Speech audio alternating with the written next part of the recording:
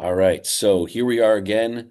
This is the Bodybuilding Unleashed podcast. We have almost the whole gang here. We have Coach Turner Riddle, of course, Coach Eric, IFBB Pro, Ashley Starr. I'm your host, Chris Santamaria. What is going on? Hang on. Go back. Did you change the name of the podcast? It is officially changed. Okay. Yeah. I thought I had a brain fart there, but okay. I You're was all wondering good. why you're making that face. Just So, making sure I didn't have a stroke. Okay. Continue. yeah, a little bit of a rebrand, not really, but you know, it's for the good of the pod and this group. But we're going to dive right in. I don't want to get too deep into this first topic as far as like the scandal part of it. I kind of want to just ask you guys what you think. So, most of you guys on here probably have seen the PMMA scandal, with Natalia Coelho, Sarah Villegas, that controversy. But I want to ask you guys like what you think of like the actual topic. Like, is this cheating? Like, is site enhancement, like, are people like, you know what I mean? Like, it's, I don't care about the scandal part of it, but like Sarah Villegas calling out Sarah when it's like, well, Sarah can use those things too. You know what I mean? Like, what do you guys think about this? It's bodybuilding. You are generating the illusion that you either have fuller delts, bigger quad sweeps, whatever it is. You have these tools to use. If you choose not to use them, then that's fine. That's on you. On a personal note, I don't use those things and I don't have any of my athletes use them, but I'm not going to dig at someone else who chose to go that route. You're talking about people that are essentially walking pharmacies at that level. Who are you to judge anyone else for what they're doing? Hmm. I could care less. Yeah. I think for me too, like when I really thought about it, like, okay, Sarah calling out Natalia, I think is just kind of a really bad look when, again, she has a lot of tools and maybe other tools that she can use too.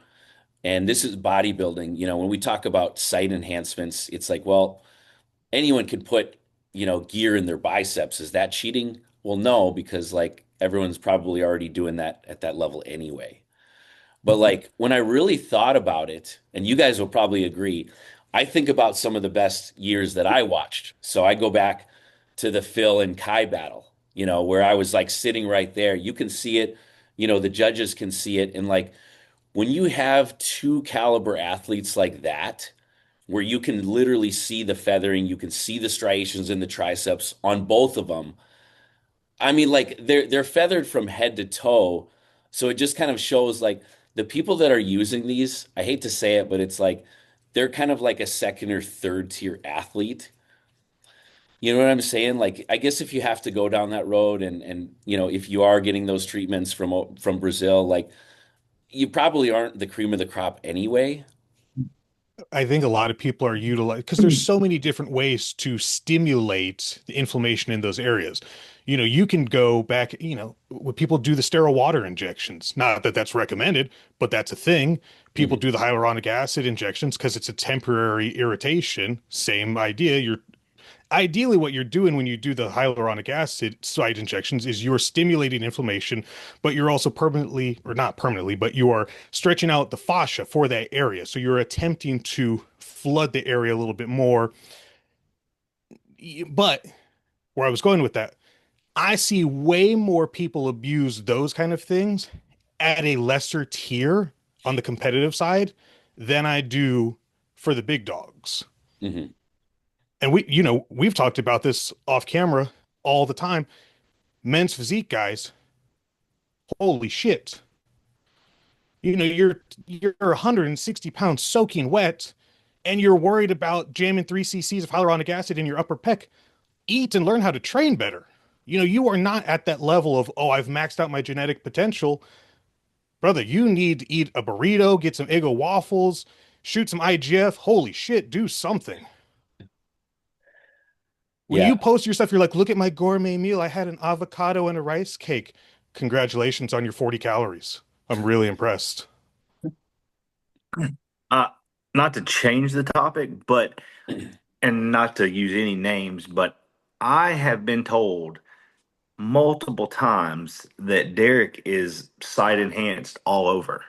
And I mean, if you go back, I think it was 2 years, the year he won, I guess, when he had the big knots right here, and they were like, "Oh, he's doing that, he's doing that." Well, one of the people that told me he was doing it then told me, I don't know, at Pittsburgh at North Americans this year that like it's all over. It's not just his lats; it's all over. And I don't want to like I don't want to show negative light on Derek because I think he's a great champion. But if you look at Derek's physique, there's nothing hard and grainy about him. I mean, his glutes are hard and grainy, which I would assume he's probably not putting them in his glutes. But if you look in the pec, like the pec has gotten bigger, and that's what he's been critiqued for years and years. There's no hard graininess, and then in the bicep, like you guys all saw that a couple Mhm. months ago. Like his bicep is just it's big, but it's just Smooth.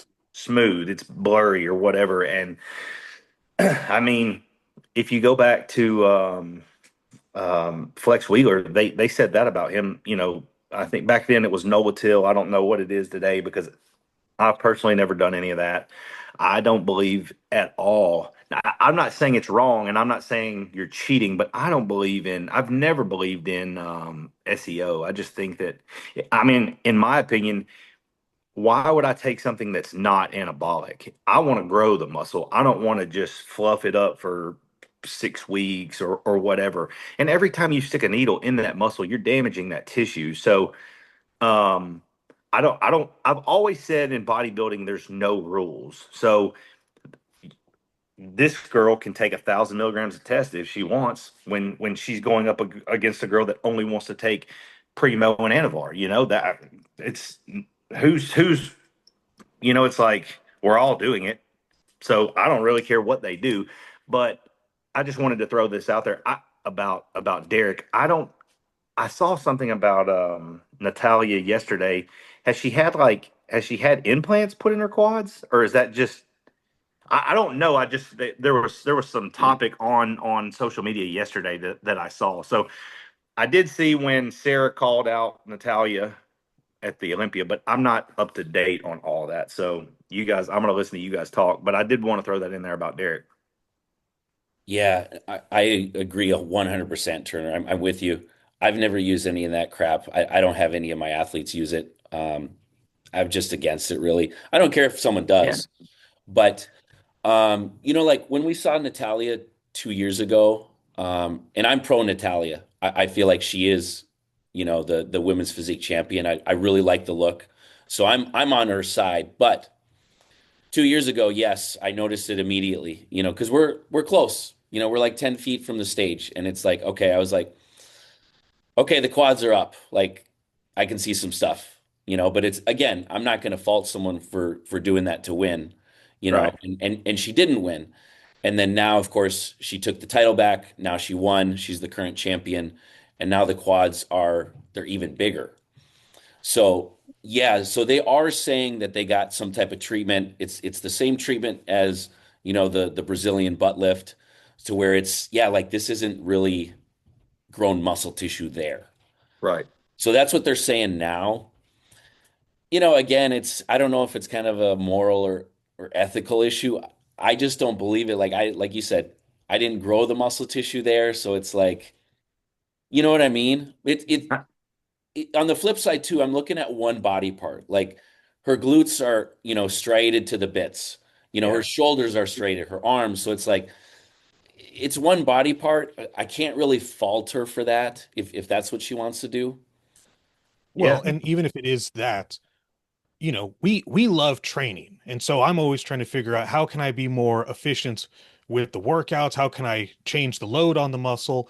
And, after talking with Brad Rowe and about how to use the newbie correctly and all sorts of things that you can do with that, honestly, if I had just, the $20,000 just kicking around to buy one just for myself, I would totally do it because if I can get the muscle to be, he says that a top tier athlete is maybe getting 35% of the actual muscle tissue properly firing.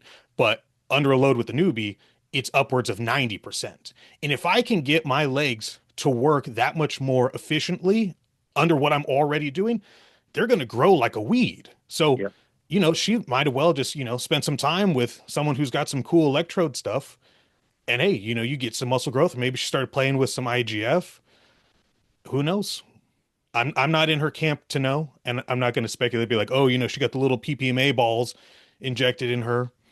If that's what she wanted, and she wants to be a little mini Rich Piana, cool, go for it. When the newbie machines first came out, I was I was kind of like, what the fuck are we doing here? Like we're here to train, not play video games with whatever. But I'm with you. I think that I know a guy that personally that he uses it on every one of his clients. And now I think it's still a lot. Like if you're just training quads and you've got them on there and you can walk with it from machine to machine, that's cool. But like if you have to take them off and realign them on every machine, it just sounds like a lot, right? Like we were talking about it the other day, or no, I was listening to our podcast the other day. Like I don't if it's making a 40-minute workout 2.5 hours, it's like okay, might do it once or twice a month or something like that. But if it I, when you're training a client, and let's just say they're doing a fly, right? And you walk up to them and you put your hands right here, and you're feeling for what you should feel.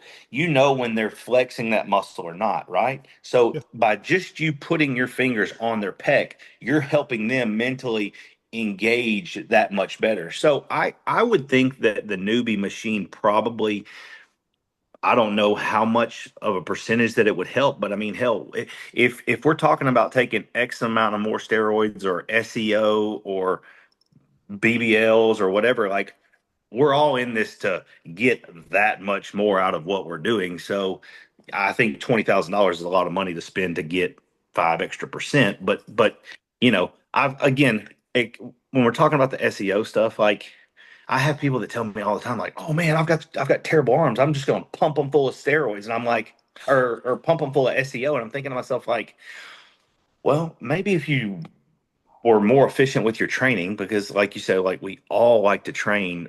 I think that and it's the same thing with calves. Like I've had buddies that puts 3 shots on one side of the calf and 3 shots on the other side of the calf, and I'm thinking to myself, like, there's no fucking way I would do that. But I've had buddies that do it, and really they just get inflamed, and they don't look any bigger and they don't look any better, honestly. But There's just balls of uh, oil. It looks gross. well, and if you hear, like, it's kind of funny when you listen to the people that are pro SEO, they're like, yeah, you got to do it. You got to do it here, here, here, here, here. And I'm thinking to myself, like, dude, if I put one needle in my bicep, I'm not going to train biceps at all. And they're like, you got to do it before. And then I've heard people say you got to do it after. And I'm thinking to myself, you're crazy as hell. So that's my take on all that. I've been accused of putting it in my quads before, and I'm thinking to myself, like, there was a year where my quads blew up. And I'm thinking to myself, like, if I could get that much growth out of my quads, don't you think I would have got that much growth out of my shoulders and my arms? And you know what I'm saying? So that was just kind of my rebuttal to people thinking that I put it in my quads. But now, if you want to take an extra 200 milligrams of tren or something, I'm down for that. You know what I'm saying? But a whole bottle for each bicep of SEO, I'm just like, no thanks. But to say all of that, I know there are people out there that will do all of that. That they will do all of that. So yeah, it's not cheating. It's just like I think it is a moral thing. That's just one of the things I'm not really interested in. Yeah. Yeah. What do you think, Real quick, Ashley? Oh, real quick. Go The ahead. Go newbie, ahead. they sent me an email because I had called them and I was like, hey, I want to get one of these. What are the regulations? What do I have to do? Which there's more paperwork than you think than just handing them $20,000. But they sent me this package and they were like, hey, this is all the cool stuff that you have when you buy this. And one of them was a glove, and the fingertips were part of the electrical thing. So if you were training someone or you just had someone that was working out with you, they could put it on and touch whatever body part and zap it with direct current. Hell yeah. That sounds awesome, especially like what Turner was saying. Like, if you're working with someone, they're like, "Oh, I'm not getting the right the connection with the muscle. Like, I can't feel my upper pec," and you can sit there and just do a two-finger little zap, so they really feel what it's supposed to feel like in that contraction. That's awesome. Like, what an incredible tool you could have. Yeah. I Not agree. $20,000 worth, but still really cool. No, not at all. Just think about how much steroids you could buy for 20,000, You know how much Chick-fil-A you could buy for 20,000? right? That's the Lord's chicken. What's All your right, take, cut off Ash? Ashley. Yeah. I think there's two things here. I think one, if Sarah wouldn't have called her out like that, it wouldn't have become a thing. She took the first place and then that's how it was going. It didn't even become a topic until someone was being a sore loser, personally, in my Mhm. opinion. Yeah. You lost. That's how it goes. You're under the spotlight at the biggest stage you could possibly be in. You never know what's going to happen. That's just how I felt about that. In regards to doing it, it's bodybuilding. Everybody's going to do something completely different, especially at that level. So to Eric's point, she has all these tools and if she didn't want to do it, she didn't have to do it, but someone else might. And that might be the slight difference between winning and losing. That's just how it is. I think they put way too much time and attention into that Yeah, I personally. agree. 100%. All right, well, let's get into the next one. So you guys, let's talk about 5 things you should know about bodybuilding.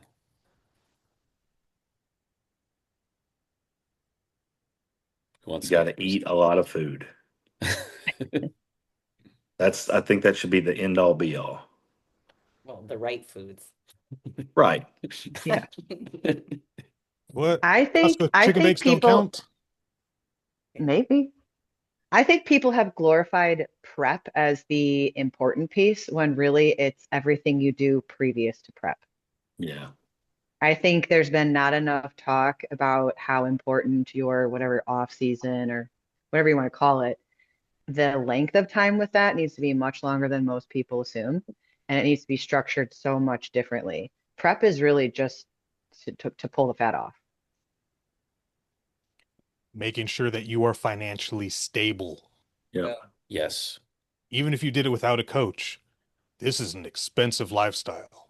And if you are, skimming by paycheck, competition probably isn't for you. At least not right now. I really think that is 1,000,000%. And the first thing, part of my vetting process in taking on competition clients is like, all right, listen, you can't pay me for 6 months worth of training or prep.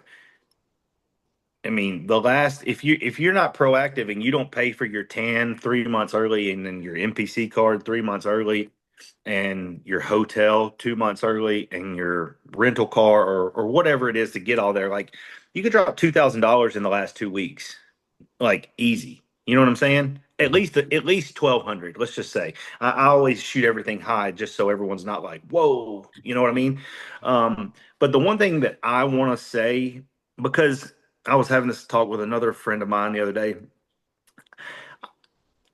I think that food is the drug here, right? Like no one realizes how anabolic food is, but the training is there's got to be something with the training that you just love to do it. And I think when you see these people that don't love to train, it shows in their physique, and even more over time. You see the guys that, and like I haven't done a show in 5 years, and I know there's other people out there that haven't either, but they can still take their clothes off and say like, damn, that's a bodybuilder or a lady that's got a crazy physique. You know what I mean? They now when they peel down, it looks even more crazy. But training is what, for instance, you guys, when you're writing someone a diet, you're writing someone a diet based on your knowledge of how they train, how hard they train, how heavy they train, how long they train, how many days a week they train. So as as remedial as this is, the training has got to be, and that's the one hard part when you're taking on clients online is like All right, you take on this client in Canada. You don't know how hard he trains. You can watch his sets, but making him taking it to the next level, that's what I think uh up front. Like you hear the statistic, bodybuilding is 90% diet and 15% training or whatever. But it all comes back down to training. You can eat all the right foods and not grow because you're not putting enough stimulus on the body. And we can listen to every single podcast on here about, how heavy you should dumbbell press or whatever that looks like. But you got to love, you have to love, like, the gym has to make your day better. You have to look forward to that. You have to enjoy being sore. You have to enjoy the heavy leg days, whether it's squats or the deadlifts. And that's what I think we're getting farther and farther away from as the sport evolves. You know, if you go, and this stems back in our last podcast where we were talking about, like, why don't we see the physiques going anywhere? It's like Mhm. because there's so many other options as far as, like, as far as training. It used to just be barbells and dumbbells, and then they started bringing in plate loaded machines and stuff like that. And so now, before long, it's going to be like, well, I'm an AI bodybuilder. You know what I'm saying? Like, I don't even go to the gym, but I look like I do on my AI. I'm just talking shit right now, but you understand what I'm saying, that you're getting all these different classes. And so, depending on how hard you train, there's a class that you can kind of fall right into and not even really have to take it up a notch. You just hire a coach and he'll dial you in for a show. And then wherever you kind of fall, you kind of fall. But there's one thing to be said about all that, that you can half-ass train and half-ass diet, but you will never fall in open bodybuilding. And that's my thing as far as, like, what's the number one or number two or number three things. And that's why I think that the physiques aren't evolving past the Dorian or the Ronnie Coleman. There's so many new avenues out there that it's kind of like, well, I don't really have to look like that. I don't have to take it that far. And then you have the people like us that, like, we're like, fuck yeah, I want to be the one that takes it that far. Mhm.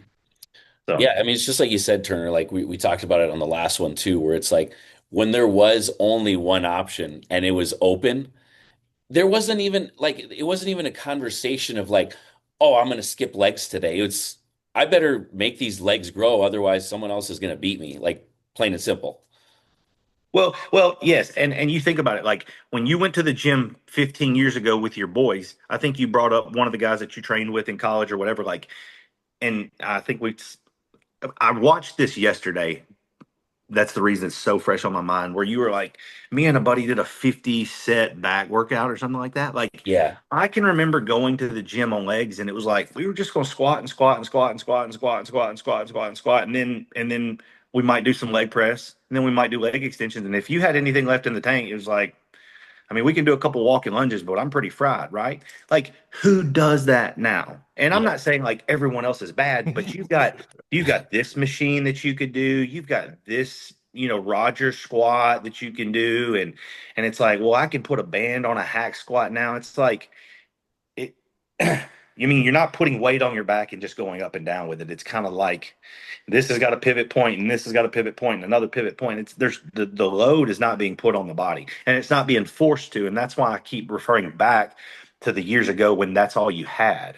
There was no such thing as an iPod. There was no such thing as a social media where you set up a tripod. Like, you just had to remember how hard the set was from, or the workout was from last week, and you just had to top that. Nowadays it's like, well, if I just get one good clickbait set out of this workout, hell, I'm good. You know what I mean? Like, I went to the gym and I can post that, and I can go to sleep knowing, like, I'm going to get likes and views. 10 years ago when we went to the gym, we had to go to bed knowing, like, nobody trained harder than me, period. I still do 100%. that. That Yeah. is my pride and joy Monday through 100%. Friday is I go in and I establish dominance. I know we're getting sidetracked from this, Yeah, I'm but sorry. no, sorry. I put this in our group pod thing on Instagram. I was like, my training on film looks really boring, but what I do is really cool. Like, what did I send? I sent bent over rear delts with 70-pound dumbbells for like 15 reps. And like right after that, I was doing single arm front delt raises with 90-pound dumbbells for sets of 8 on each side. You know, the general pop cannot fathom stuff like that. And I'm like, I'm retired. I'm nowhere near as strong as what I used to do, and I can still do cool shit. Yeah. Like, I want to go in there and I want to know that I was someone's motivation to train harder. Because when they Yeah. look and they're like, yo, I just watched that guy hammer curl 120-pound dumbbells for 15 on each arm without even grunting. I got to train harder. Yeah, you do. Yeah. Because Well, I that's came to because the you gym like at real 1 p.m. bodybuilding. Yeah, yeah. Like, Hmm. I came to the I mean, gym fasting. bodybuilding's boring. Real bodybuilding is boring for You know, sure. bodybuilding is boring. Well, I definitely think today's bodybuilding is so boring. And it's like we're all, not we, but everyone's just waiting for the drama. And that's where you got the Sarah bullshit. Or, you know, now I saw one posted where Steve Weinberger's ripping up the score sheets. Like that shit goes on in everything, every sport. You know what I mean? It's not just like something new. Hmm. It's a cult sport, and you've got these couple people up at the top that run the sport. What do you expect? They're gonna want who to win, who they want to win. I just want to say one more thing as far as like that topic, like, and this is just how stupid and crazy and psychotic I am. But like, I can remember after a crazy leg day, the next day when you wake up, like the first thing you're wondering is like, how fucking sore am I gonna be today? And you knew that like if you could barely walk, you were damn near crippled. You're like, I'm solid. I'm good. And if this soreness lasts for 3 or 4 more days or till the next leg day, yes, that's what I want. You know what I'm saying? And I'm I still know. to this day like it still it like haunts me when I'll have a leg day and it's like, well, I'm not really that fucking sore today. I'm like, damn, Could have pushed it. I know you're right? gonna love this one, Turner. So when I was training for the North Americans 2015, it's my best show to date, right? I was in the prime, and I had my crazy ass training partner Dave. I mean, some of these sessions were just insane. There's no way I could complete it today. And we'd be doing fucking walking lunges with like 150 pounds on my back, and I'd just be like trembling. Yeah, And he would literally like get in my ear like this close, and he'd be like, Jordan Janowitz is gonna do more than you. And I would just like I'm not fucking putting this bar down. yeah, fucking right, dude. Yeah. And we were all of us guys. That was back when like we and they probably still do this today, but I feel like everyone's kind of like their own favorite character in a movie nowadays. But like I knew that Jordan Janowitz and you and there were several other guys that I knew like because we followed each other on social media, but it wasn't as what it is today as far as social media. But like I said on the last podcast about Chris, like I would watch those videos and I was just like, all right, he's squatting 6 plates. I'm gonna have to fucking squat 6 plates. Or if he's walking lunging 225, it might fucking break me, but I'm gonna go in there and try it. And we all got better from that. You know what I'm Yeah. saying? Yeah, absolutely. All right, we got sidetracked. Yep. Finances, food, Training.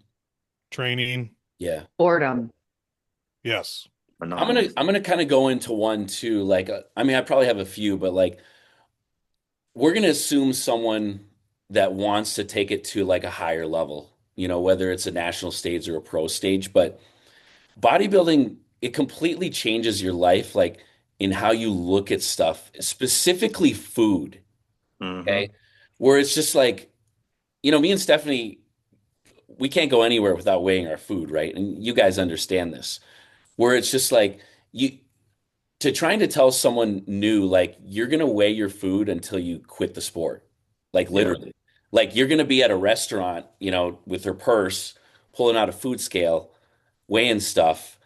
And like to the average person, that just seems like absolutely crazy, you know? But you're also gonna think like, all right, I got invited to, a church dinner. And it's like, all right, well, when do I have to eat next? Do I have to bring one meal? Do I have to bring two?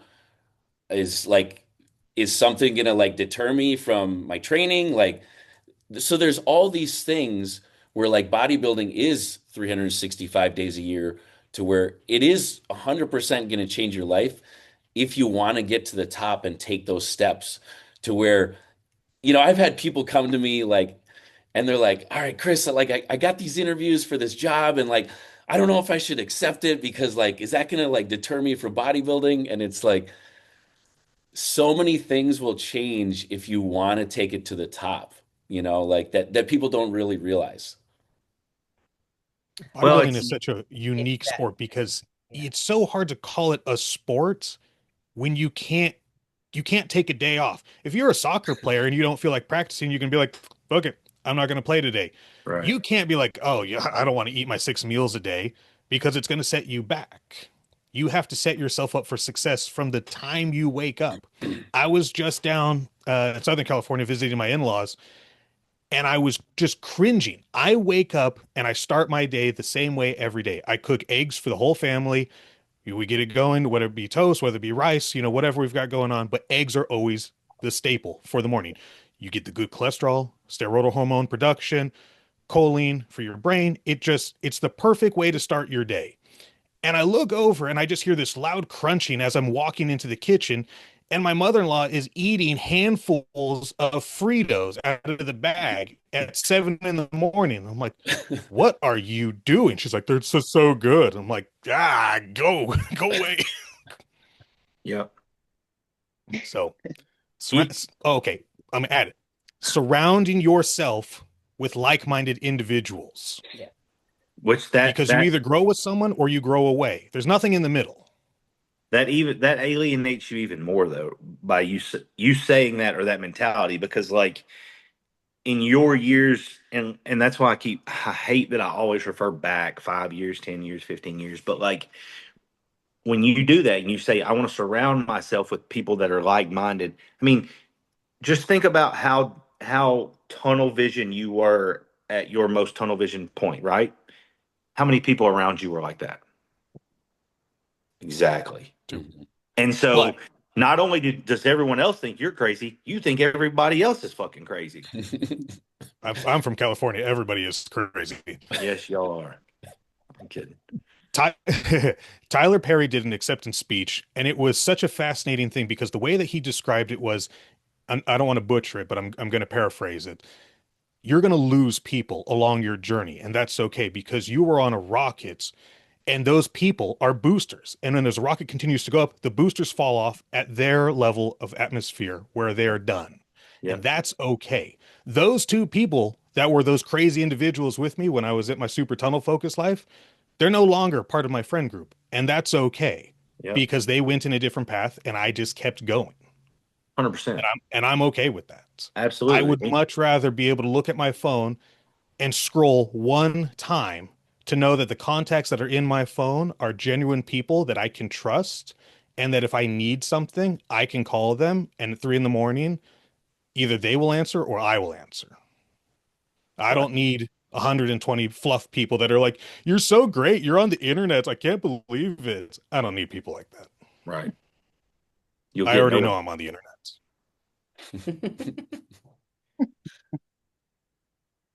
The burrito lady knows I'm on the internet. I'm kind of a big deal. I think for these five topics that you're coming up with, I think that mentality that you're talking about for the early on bodybuilder is one of the hardest parts because they don't understand all the people that they'll have to lose along the way, all the things that they're going to have to not be a part of, and that's the one thing that I wish I could probably change about what I did going up is like I could still be a part of those things. I could just pack my meals and take them. I would just not go on family vacations because I would miss going to the gym at my time and training at my gym and prepping my food at my house and things like that. And now being removed from it as long as I have, I'm like, I can pack my food. I don't have to go to the gym all week, but I still pack every single meal. Like, and that'll not change. And I wish that I wouldn't have skipped out on the family vacations and things like that. Now, the family dinners and stuff like that, yeah, for the most part, I always had my food prepped. Now, my family's a little different. So, like on Christmas, instead of ham and that shit, we'll cook up fillets or whatever. And so, um, I wouldn't have to miss anything. They knew what I like. And but like Thanksgiving, it's funny because we do Thanksgiving at the same place every year, and usually I've ate right before we walk in. And so when everyone's starting to sit down and eat, and I'm just kind of like sitting there enjoying all the talk, and they're like, Turner, you're not going to eat? And I might make a little plate with like a couple rolls and a couple pieces of turkey or ham just so I can keep everybody at bay. But like, I wouldn't eat too much because I knew that when I needed to eat my next meal, I couldn't interfere with that too. You know what I'm saying? And so, but yeah, when you first start into, and I don't today, I don't think people go into bodybuilding or competing like we did 10 years ago or 15 years ago and think like there's nothing on this planet that I'm not willing to do to get in my way of getting reaching that goal. I think everyone's like, I mean, it doesn't matter how they are. They're not tunnel fucking vision. And then there's that much more things to pull your vision that way you're not, you know, eye on the prize. And so I do think that is a very hard concept to for us coaches. You see these clients and they tell you like, yeah, dude, I'm ready. I want to go to the next level, and you can like pinpoint every little part of their sentence that says they're not really ready. They're just they're painting you this picture, and you're like, no, dude, you're not ready. What you just said, the last sentence, and what you're saying right now tells me everything I need to know. Yeah, one difference too, like I know you guys will be able to relate, is like, back when we were doing it, no one was looking for like the easier way. And Right. like I talk about this with my buddy Kirkhoff. We talk training like almost every single day. He's been on the pod a few times. And it's like we have this discussion where people they see like now when Dante Trudel was preaching this low volume, and he had Steve Kuklo, he had David Henry, you know, he had Justin Harris on his team, and he was just growing. People were saying, "You're so full of shit. This low volume is bullshit. Dorian Yates is, high intensity is bullshit." Because everyone was doing volume. Now the trend is like people have gone full circle. They're Yep. like, "Oh, cool. Now, this Dante guy, this and this, cycles for pennies." But they're doing it for the wrong reason. They're seeing the Nick Walkers that are already 280, and they're like, oh, if I can do low volume, I only have to do one set and I'm good. But they're not doing it to the intensity that it should be. They're doing it because they just want to take the easy way out. Well, it's a fad. It's like you said, it wasn't cool then, and then high intensity was cool, so everyone jumped on high intensity, and then now everyone's been on high intensity for so long that it's like, holy shit, have you guys ever tried this low volume, like one set to failure? And it's like, yeah. And I say this as a joke all the time, but like I forgot so many bodybuilding trips and tips and tricks and fads and things that it's like they all come back around eventually. Yeah. I was telling someone this today about the peptides. Like peptides are this huge craze now. Don't you remember like 10 years ago when it was like GHRP6 and that was the thing that was going to make everyone eat all this food. I'm like, where's GHRP6 been for all this time? Yeah. I don't know. Yeah. It's funny. It is funny. Yeah, I'll give one more example. Then we got a bunch of listener questions. So I talked about this like on one of our first pods, but like, okay, so you guys have all seen it, right? Hani Rambod, he's got the AQ glycerol, right? Jay Cutler has his glycerol formula. Everyone has their glycerol formula. When I was 14 years old, 14, I was in chemistry class. I remember it like it was yesterday. And I remember Chad Nichols, he had Plasmavol. It came in a 2-pack, silver, like almost like a toothpaste, and it had this green label, and you'd squirt this like glycerol slime. I remember because chemistry was at the end of the day. So right after it, I was going straight to the gym to train. And I remember taking this glycerol slime as the teacher was like writing on the board, and this stuff would just make my stomach so sick. I didn't give a shit. If it gave me a pump, I was taking it. For sure. So I take this glycerol formula, and it's like this was literally like 20 years ago, and now it's come full circle, and now it's like, oh, you can't train without glycerol. Go ahead. I'm not gonna steal the Before show anymore. he had his colon removed. From Chad's products. Yeah. From the sludge. Hey, you All might right. be able to get a settlement or something like that nowadays. Okay, so we got a bunch of questions. These are we got some good ones in here. Okay, time out. I just want to say this. I feel like because you brought that up, I feel like supplements are like on a downturn right now. Because I mean, I know we've been bodybuilding for 20 years, so we all have a supplement cabinet that's got like a pre-workout that we didn't finish, an old tub of protein powder and a carb. But like how often are we using that stuff nowadays? You got your 6 meals, maybe a protein shake, maybe a pre-workout. And I'm not saying like I just mean like the die-hard supplements that you'll never forget, or maybe a pre-workout, creatine, and your protein powder. But like when I was first starting before I got into steroids, like I would spend $400 a month every month, and this was 15 years ago at GNC, and I was buying this and this, and I was making my own pre-workouts. You know what I'm saying? But now I just feel like, I mean, what do you buy when you go to the supplement store now? I mean, I'm not asking for you to answer that question. I'm just saying, like, I feel like if you got your sodium from your salt and your foods and your proteins and your carbs, it's like you don't even really need that shit. I think a lot of the consumers are so much more educated now, so they're realizing the things that they need versus just what is creative marketing. Explain that.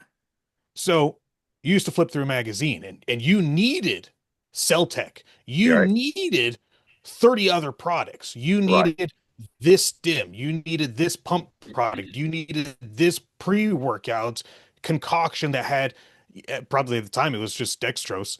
And you Yeah. needed all these things. So you needed 8 products just to work out. Right. And now people have access to real information in real time. So they can be like, you know what? Probably if I just ate correctly or at least more efficiently, I don't need to buy that carb product because the carbs I'm utilizing for energy during the workout are from the carbs I ate the day before. Right. And they're like, oh, okay, well, cool. Save me $70 there. But And they start going through all these other things. Oh, hey, if I'm being more diligent with my magnesium, I'm going to hold less water retention and my muscle pumps are going to be even better because now I'm getting the proper signal from my brain to the muscles. now I think you're going a little far. I think you're giving them too much credit. You know what? And it could be just dumb luck too. People could be just cheap as shit and they're like, $50, I'm not buying that. I was Now trying to you're give them the talking. benefit of the doubt. Now you're talking. I think that's more of what it is, but I like where you were going with the other one. Trying to be nice. That's right. All right, hit us, Chris. All right, first question. What is the biggest PED mistake we see competitors make repeatedly? Way too much, way too much testosterone. I just think too much of anything in general. I think a lot of people think the more is better instead of I, finding like experimentation where they sit better them personally. I think not coming off enough. Not enough downtime. I mean, like I could probably tell you 30 people that I know that probably haven't come off testosterone in over 10 years.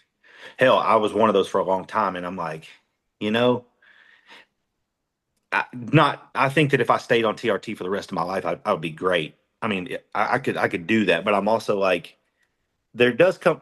It's like this: if you don't drink alcohol for 2 months, you can get by on a fucking 6 pack after 2 months. You know what I'm saying?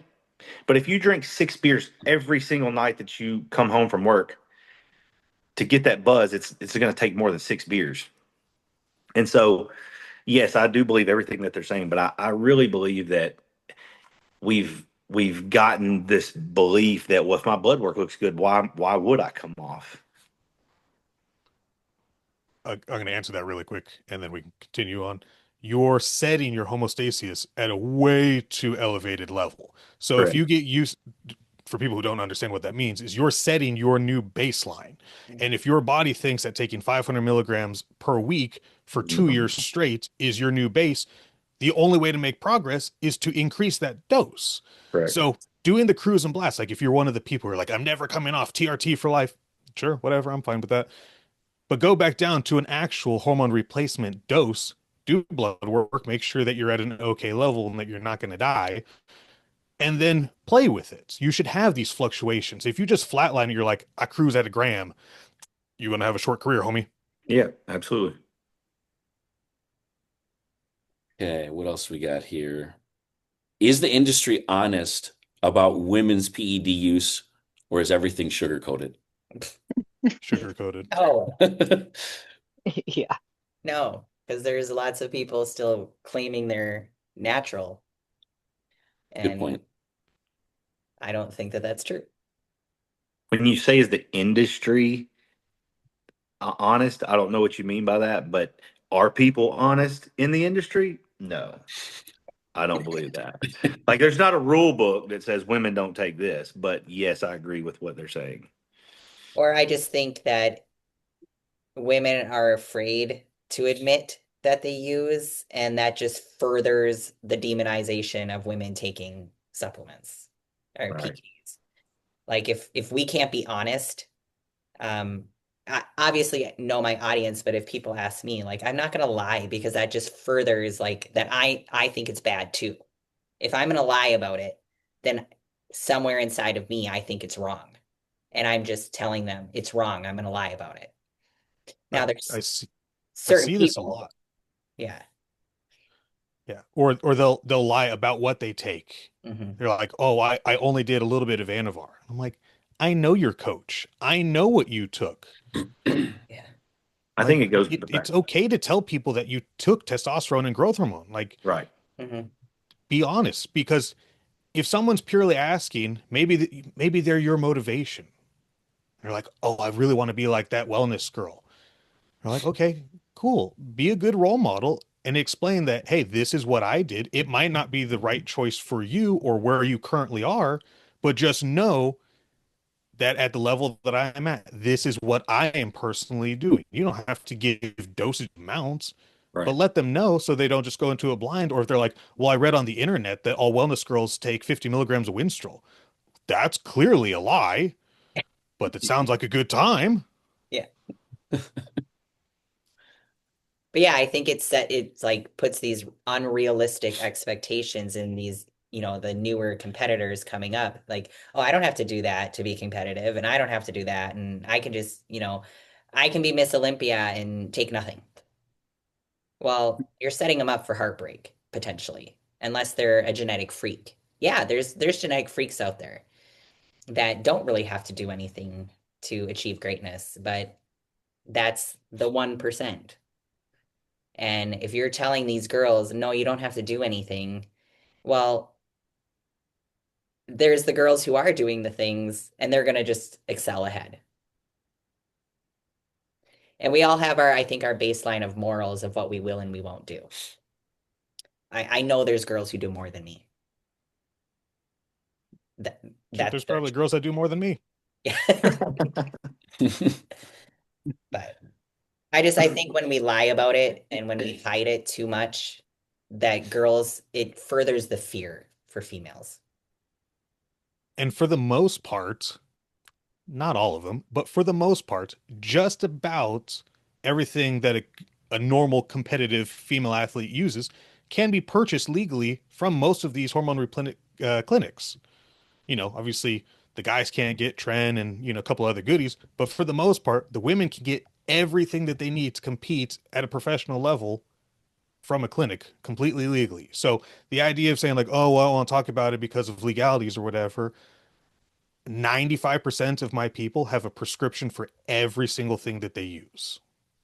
The one part of this that I hate the most for women is when they have, and nobody has to say any names, and you wouldn't know the people that I know, but I know you guys have friends or coworkers or peers that like a pretty girl has the uneducated bodybuilder boyfriend who he gives her the dosages or goes and gets her the steroids and tells her how she needs to take them when he doesn't know how he needs to take his own steroids, and he fucks her up really good, and then they split ways and break up, and then she's damaged goods and he's just on to the next girl that he's going to fuck up. And that's the part that I really hate, because there's a lot of pretty girls out there that can train and just take a very little bit and get a lot out of it. But her boyfriend's under the assumption that he needs 1500 tren or 1500 test 800 tren, and so he's going to start her off on 50 milligrams of anavar and whatever else it might be. And that, I hate seeing that, and I see it way more than I should, but that really sucks. Yeah, that's terrible. And kind of going just to touch into that, Turner, was like we've all seen it around us where it's like you kind of know like this girl's just another girl to this guy, like he doesn't really care about her. Yeah, But then, like you were saying, like when you ruin someone's life like that permanently, like that's not cool. right. Yeah. I mean, there's nothing that we can do, and I would never walk up to her and say, "Your boyfriend's an idiot. Don't listen to him." But I see that shit happen, and I'm like, "Damn," you know. Yeah. But whatever. Do you have any thoughts, Ashley, when it comes to women? What? Sorry, you cut out. What'd you say? Oh, do you have thoughts, Ashley, when it comes to women and honesty? I just think it's a shame. I think, like to your point, I just think it's unfortunate that women have to hide in the shadows, even just with hormone replacement in general. I think it's just an unfortunate situation that it's become okay for the men to do all of the things that they can do, but women shouldn't. And then you have women hiding and doing such inappropriate things, or catching coaches that we all know them, that they're just throwing every single thing at them, and they don't know what to do. They don't know what's right. They don't know what's wrong.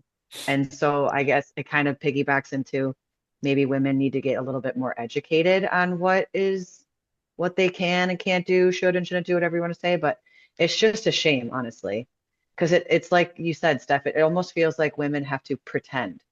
No, I don't do anything. I just work really hard, when there's really no shame in following a protocol appropriately.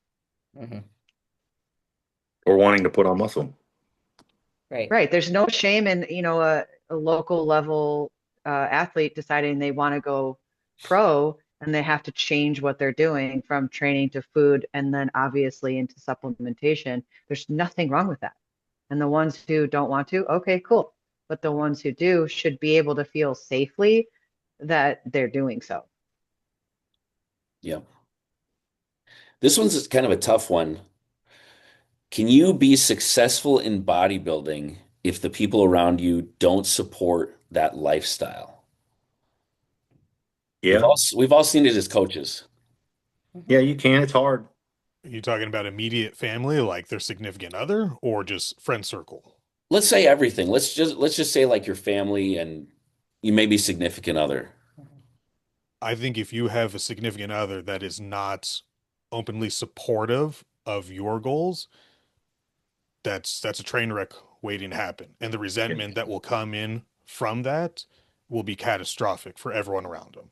that's right. Uh, I couldn't even imagine trying to do anything and not having the support of your significant other. That sounds completely just crazy.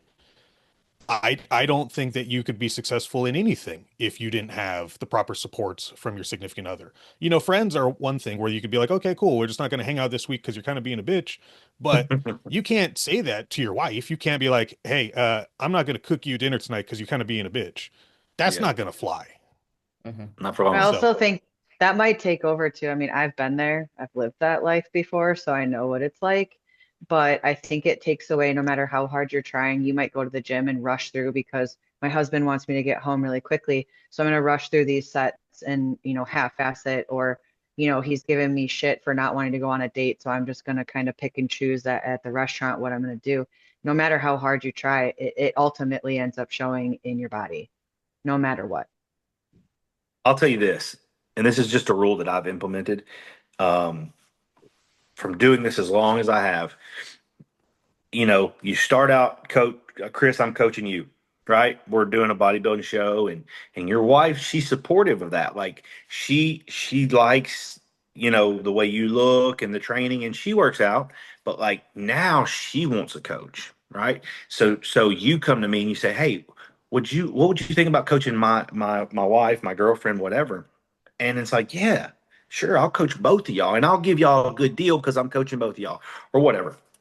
Well, what happens is, and my rule is I won't coach couples. I'll coach one or the other, and if whatever one you want me to coach, I can recommend a good one for the other one.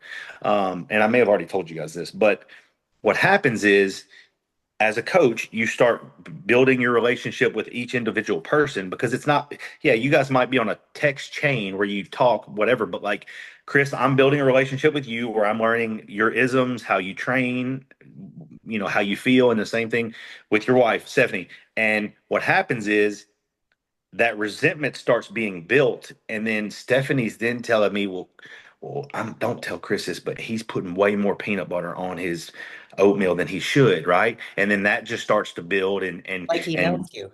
and Chris over here is telling me, he's like, dude, I'm on my plan, everything's perfect. All right, well now we're in prep real deep, and Chris is getting a cheat meal and Stephanie's not getting a cheat meal and she's in prep. And then I'm not having to directly deal with the bullshit, but they're pissed off because Chris doesn't like it when Stephanie gets to come in the house with McDonald's and Chris, all that, right? And so what happens is you only coach one or eventually you lose them both. It's kind of like sleeping Definitely. with your clientele. Like at first you got her as a client. Well, then you start fucking her and you're coaching her. Well, eventually you're gonna lose them both. You see what I'm saying? Like, and I'm not saying do any of that. I'm like I said, we've all been in. I'm not gonna say I've done all that. I'm just saying I've seen it happen and play out, and eventually you lose both of them.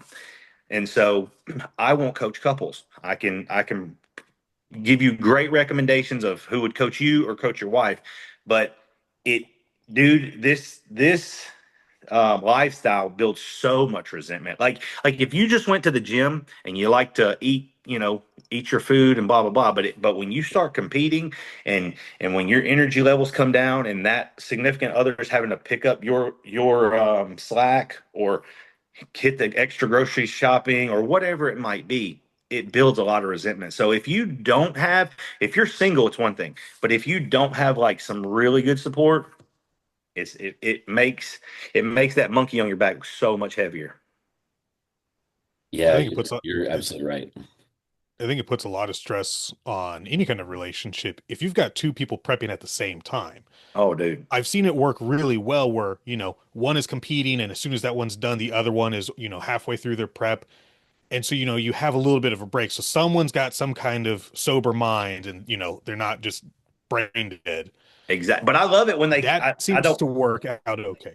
but I love it when I hear them say, well, listen, we were thinking about doing this show together because we'll both be eating clean and we'll both be dieting together. And I'm like, and she'll be taking steroids and you'll be taking steroids and you'll be doing cardio and she'll be doing cardio. It don't fucking work. It doesn't, on paper, it looks great, but the way that plays out is never good. You two are laughing, You've done except you lived that. You lived that. it.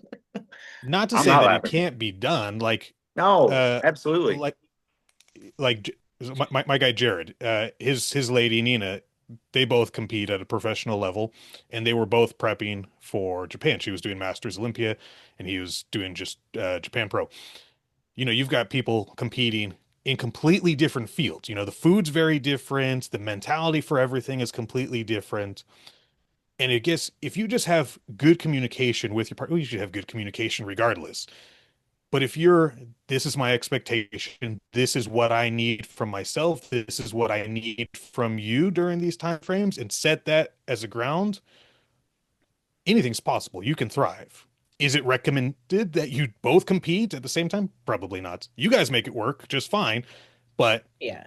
that's not But a the first everyone time can we pull that did, it off. was Yeah, There were ex- growing pains. exactly. But They've ironed so out we've like we've how to figured it be out now. efficient.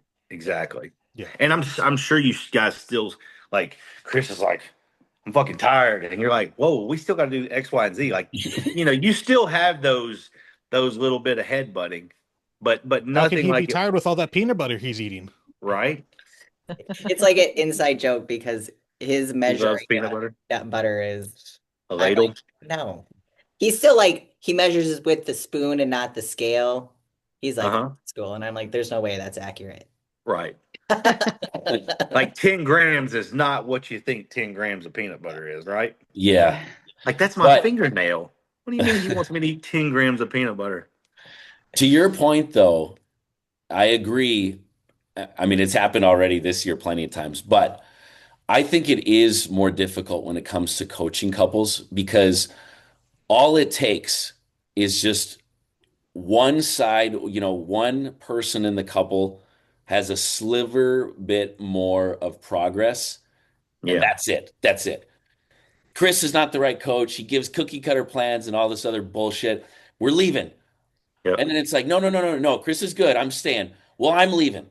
So she quits. This happened this year. Nameless. So she quits. And I'm like, all right, it's just a matter of time. When is the dude quitting? It's just a matter of fucking time. Yeah. And then I know she's just chirping in his ear. Chris doesn't know what he's talking about. He just gives cookie cutter plans. And then, okay, we check in again. All right, we got another check in. When's old boy gonna quit?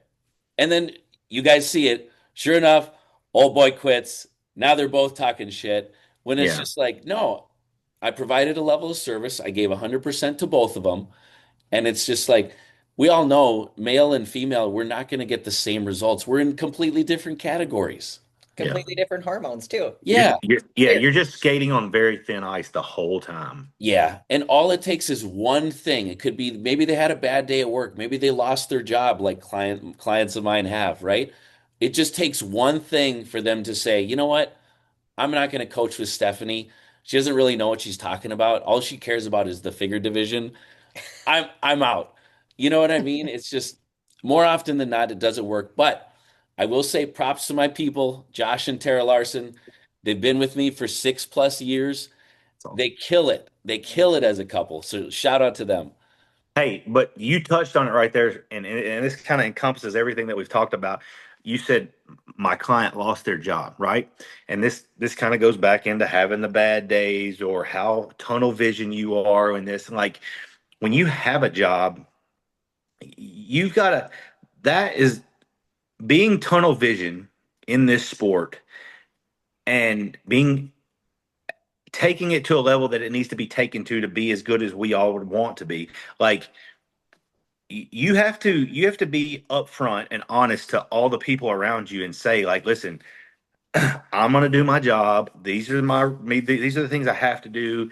And all I'm saying is like you kind of got to be a little more vocal and help people understand certain people understand what you're doing because I've seen it time and time again where you got the guy, you guys know the guy that he's the client of yours that if he has to eat 30 seconds late, it's just like, what the fuck? And like he just goes off on a tangent, off on a rail, and he just is hard to be around. Like you guys have got that client, Mhm.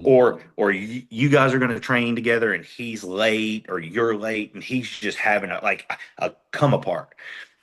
I see that happen all the time where it's like, well, my boss, he's not giving me the hours and or my girlfriend, this and that. And it's like, yeah, dude, but you don't really like you don't all you're seeing is what you see in the mirror, but you're not seeing this aura that you have around you that makes nobody want to be around you. And that's the one thing that you don't understand until you've kind of stepped back or you've coached people. Like when I was the bodybuilder and the coach and I was single, I didn't understand the aura that I had around me. And I was never that guy because I was single. I could do it at any time I wanted to. But like I when you're coaching all the all these different people and you have that one client who he's just a fucking jerk. to he or her is just a jerk to everyone, and it only intensifies when you add in drugs or you pull food or you start adding cardio. It makes them really, really, really hard to be around. And you as a coach, you either have to say, all right, today's not the day. I don't want to have any controversy. I'm not going to say the things that need to be said to this person. And then some days you're like, you know what? I'm going to ring that fucking bell because they need to be put in their place. And that's that's where, that's where real coaching comes in. And Eric, you said something about program senders. Like a program sender's probably not even going to talk to you enough to understand all that about the person, but I see this sport doing this to a lot of people to where it makes them so tunnel vision, and women too. Like this is the one thing about women that is not so much like physically and visually to men. Like I feel like men, it intensifies their attitude, and women, like when women get on steroids for the first time, they don't understand the physical changes that will happen other than all they're looking for is new veins, shoulder caps, striations. They don't understand that like you're now going to um you're taking a womanly physique and adding exogenous hormones into a physique that aren't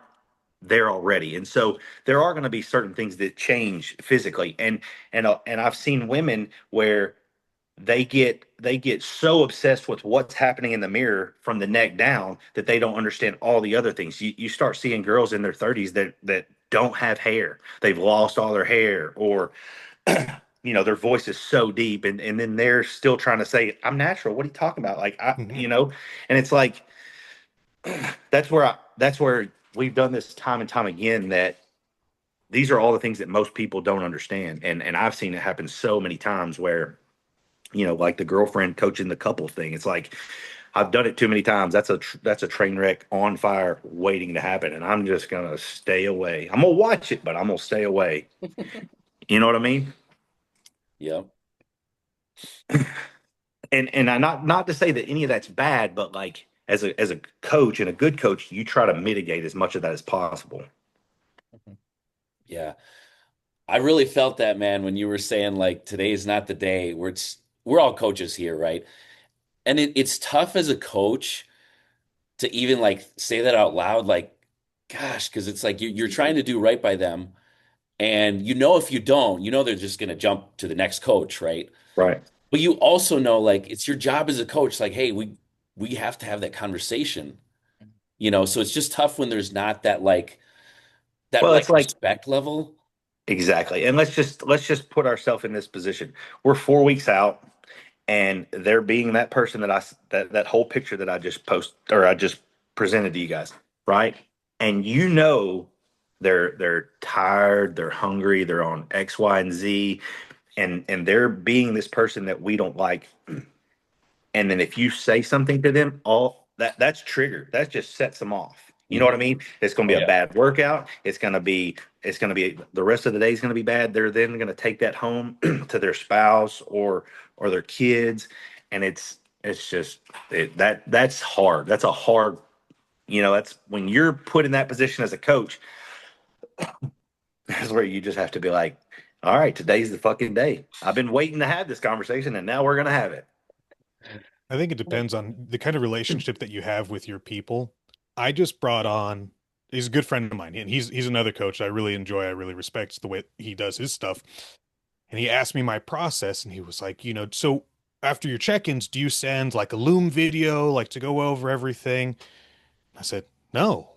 And he was like, well, why not? And I was like, because I talk to everyone so often throughout the week that I already know what's going on with your work, with your travels, with how your workouts are, if I need to make corrections to the workouts, your food, whatever. Just because we have like a designated check-in day doesn't mean that I don't already know what's going on. So we have built a huge relationship between us. So I don't need to do a 15-minute Loom video going over your progress because we've already talked about it 3 times during the week. And so it helps me, and everyone does it different, but it helps me understand what they have going on in their day-to-day lives. So when they're struggling with, oh my God, I'm only eating rice cakes and a third cup of dried measured cream of rice, and that's my only source of enjoyment, I know how to help steer them in the right direction so they don't fall into that emotional lull where they become the grumpy guy or the grumpy girl or the grumpy furry, whatever they want to be, and they can still thrive. You gotta, I think, as a good coach, you should be aware of how they are as a person. Because if you only know them from, okay, I got my check-ins and here's them in their underwear, well, they got bloated this week, let me send them their new plan. That's not real coaching. You're Right. not you're not understanding what's going on how to help them thrive. And as a coach, that's what you're being paid to do, is to help them achieve their goals and thrive. I probably do a little bit more and I dig into a lot of personal related stuff, but I want my people to thrive. I want them to be great at everything. And I want them to reward me with smiles and happiness. And maybe if they give me a Chipotle gift card for Christmas, I like that too. That's right. Sorry, my phone's ringing, guys. Just give me just a second. Sure, sure. Yeah. Do you want to take the call? No, no, no, you're good. Oh no, I was just to say I think yes, you get to know your clients over time and stuff, but keeping healthy boundaries, for yourself as well. I know there's definitely been times Chris and I have crossed boundaries, or we've let boundaries get too loose. Yep. You Which get, doesn't mean you can't get to know your client or anything, but just being mindful of that, I guess. right. Okay. Um, okay, this is kind of a different one. Okay, so why are some people like chasing the stage glamour and all that stuff, but they're neglecting to fix the rest of their life? Fake it till you make it. I think it, That's not even a joke. I guarantee you, every single one of those people that's presenting this, look how glamorous my stage life is, and look how awesome my life is with my rented Mercedes, Mhm. they're dying on the inside, hoping that if they just keep saying it out loud, that it will manifest and it'll happen. And we see it all the time in every aspect for every kind of field. It doesn't have to be just bodybuilding. There's all sorts of people that are just, fake it till you make it. Look how awesome I am. Look how successful I am. Look, I will see you for your 3 o'clock shift at McDonald's tomorrow. I mean, I think it has a lot to do with kind of what I was touching on a second ago. Obviously, what he's saying too, but I correlate it to, you know, when you're seeing the progress in the mirror, like, and that's like I said, when these people get tunnel vision and their diet is dialed in, and they have a coach and they're doing an hour of cardio a day, and taking whatever they're taking, like that becomes the one thing that, like, when they're tunnel vision, the first thing that they think about when their eyes open is, I got to go eat, or I got to go do cardio, or it's getting my child dressed for school doesn't necessarily take a back seat. It's just kind of like, oh yeah, I got to go do that too. And so I think a lot of faking it till you make it happens, but I also think that, like, this is what they're chasing at the moment, and everything else kind of just like is starting to dwindle. And when they're totally locked in, I feel like it dwindles, and it doesn't get fixed until it's too far gone, or it's maybe not too far gone, but until it's a problem, and then that's when a meltdown happens. Well, it's way more easy to ignore the crap going on in life when you have Great a workout. goal, right? Right. Like you have something to focus on, you can completely ignore it because it's extremely uncomfortable to open up your life and look at where you might be a mess and have to work on it because you're going to have to accept things about yourself. So if and, you're and just it focused on chasing that goal, you don't have to think about any of that. and if it gets in the way of bodybuilding, their bodybuilding or their prep, then it becomes a problem. You see what I'm saying? And so, like, it's just like, well, I'm just gonna not necessarily ignore it, but I'm gonna kind of negate it or do as little as possible until I absolutely have to. Like, probably cleaning the house. You know what I mean? Like I'm in prep. I got to wake up and do cardio. I got to do this and cook all my food. So I'm not going to clean today. Well, then, next thing you know, the trash is overflowing and I'm just, you know, um, But those giving are like hypotheticals. those are simple things like where your life can still happen. Like, okay, you don't clean the house for 1 week. I've definitely done that during prep. But like I guess I think more of the people like you're you've got mounds of credit card debt, you're losing a job or you're getting demoted, but on social media, life's perfect and you're this amazing competitor and you're just looking for likes and like that type of fake it till you make it. Like those are the people I look at them and I'm like, maybe you need to get your life together before bodybuilding.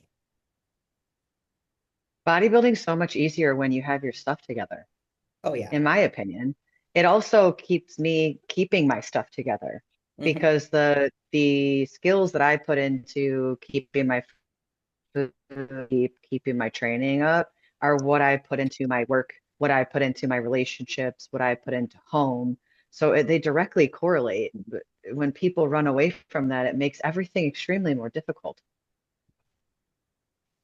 I think consistently bodybuilders, both men and women, thrive so well at entrepreneurship because the lessons that you learn from bodybuilding just compound into every aspect of your life.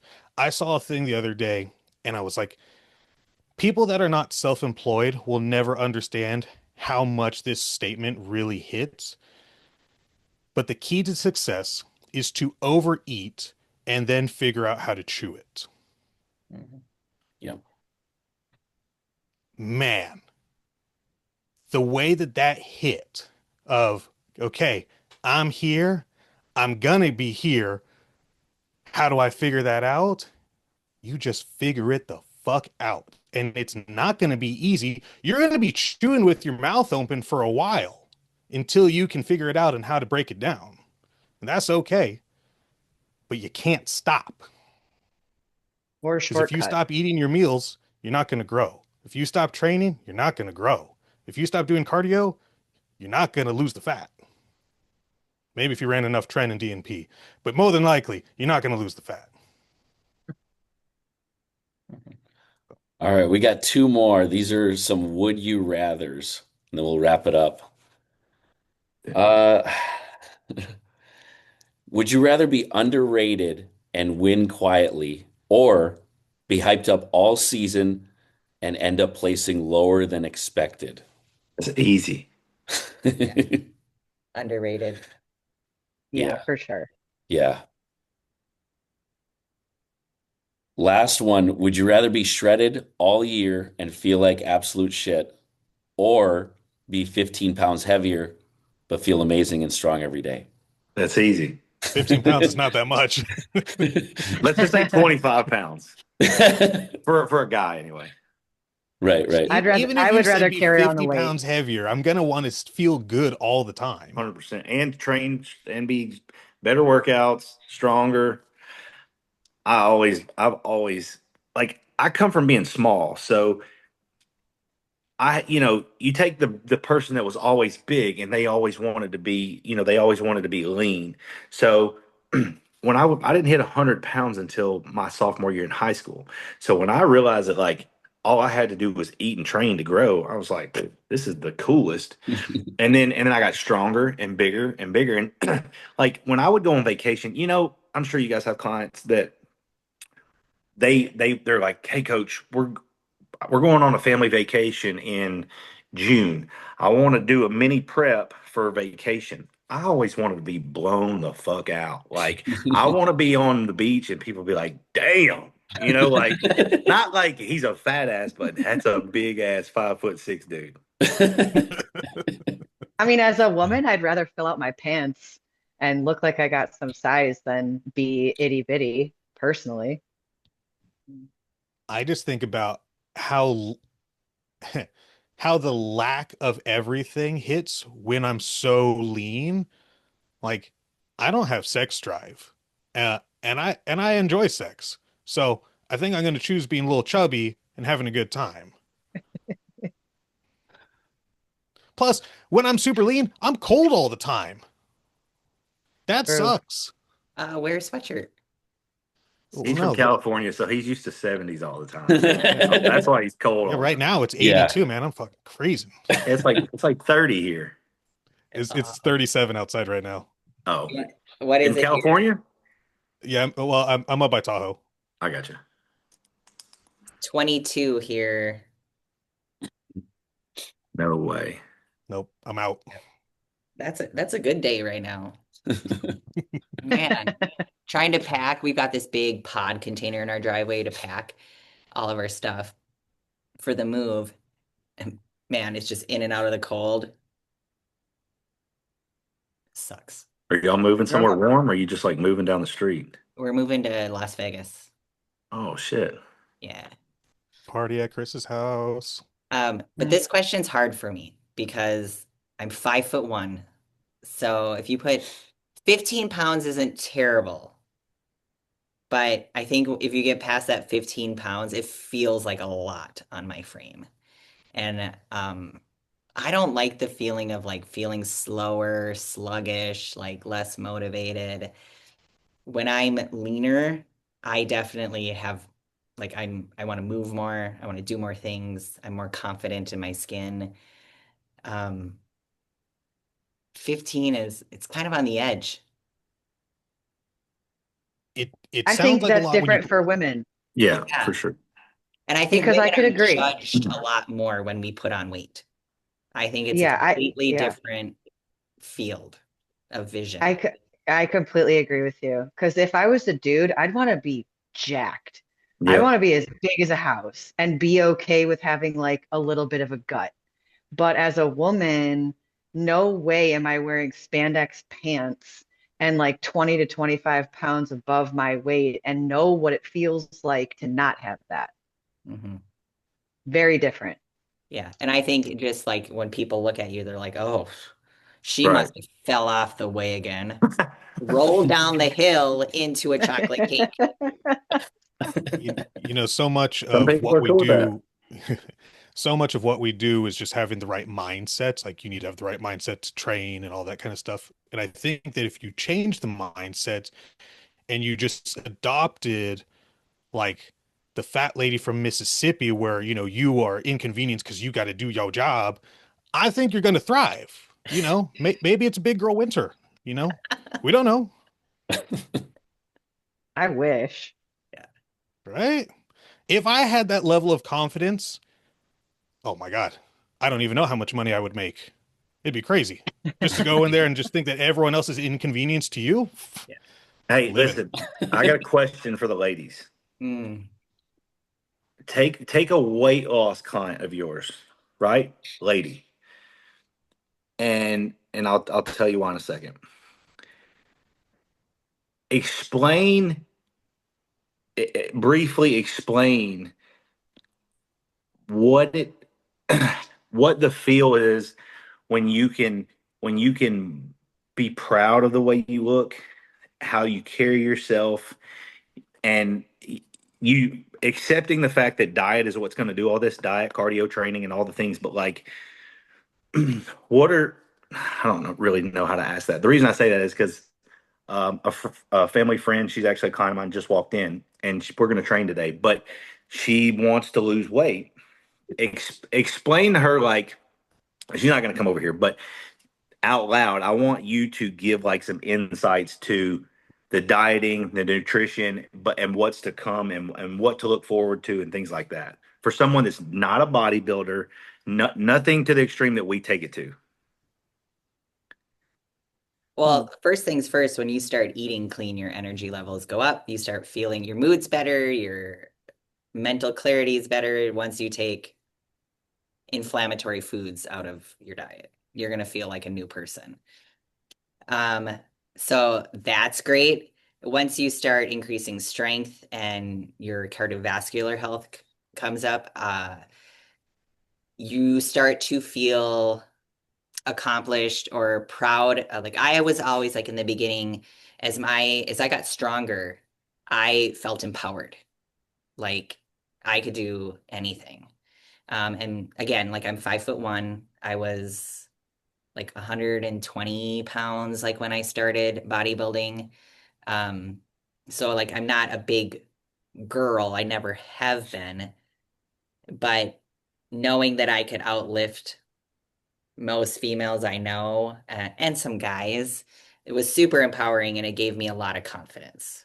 And those are some of the things that outside of just what you're looking at in the mirror, like you can't get elsewhere.